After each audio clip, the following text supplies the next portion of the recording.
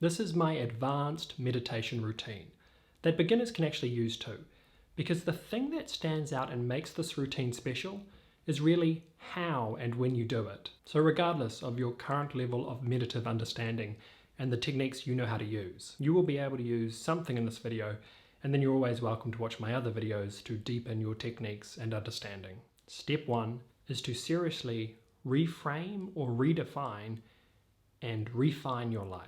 Ask, what in this life is truly important? What do you think is right conduct?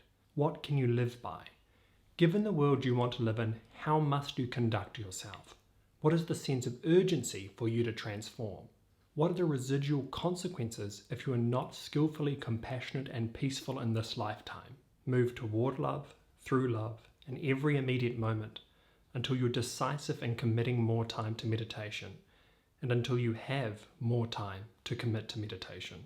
Moving towards love, through love, in every immediate moment is a concept I talk about in this video. And it's the idea that in any moment, we are able to align to our most pure and creative selves, to examine our behavior and goals.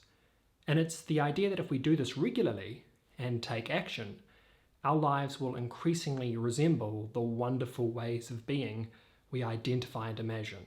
And that will obviously be really great for ourselves and most likely others too. You see, the reality is that you might like the idea of becoming an advanced meditator more than the reality of becoming this is available to you at this point in time. The reason I can implement step 2 of this advanced meditation routine is because I have traveled from being caught up in my ego, my hopes and fears, from the habits of distraction and reactivity, where I'd rather look at a phone or chase after things in the world out there, in all the ways this can look, to becoming someone who knows my well-being doesn't have to be reliant on the way things look through mine or other people's judgments.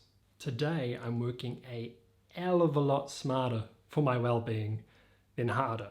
These days, when I have time or space, and by the way, this has taken several years, I don't have any other way I would prefer to be than planning and moving on ethical actions, or practicing to recognize the selfless nature of consciousness. I used to spend so much time anticipating movies and thinking about my dating prospects and gossiping with friends. I used to be captured by the internet and desired snacks, the play of consumerism, and the fact that I could be convinced to buy something out of every aspect of my ego had me completely conquered. I used to worry if I was enough, and so tediously and almost individual behavior by individual behavior, I've had to examine these parts of myself to see what was possible and what remained if I let go of these constructs. And it's always been more effective to let go of these constructs lovingly and openly.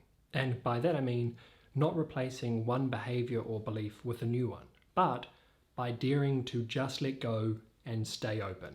That seems to be a better path to wisdom and peace. Now, from an external perspective, how my life and this advanced meditation routine looks may seem extreme for some. But when I connect to those questions and my impermanent time frame to contribute to the future well-being for generations to come, and the residual consequences of my actions today, then I'm left with no other way.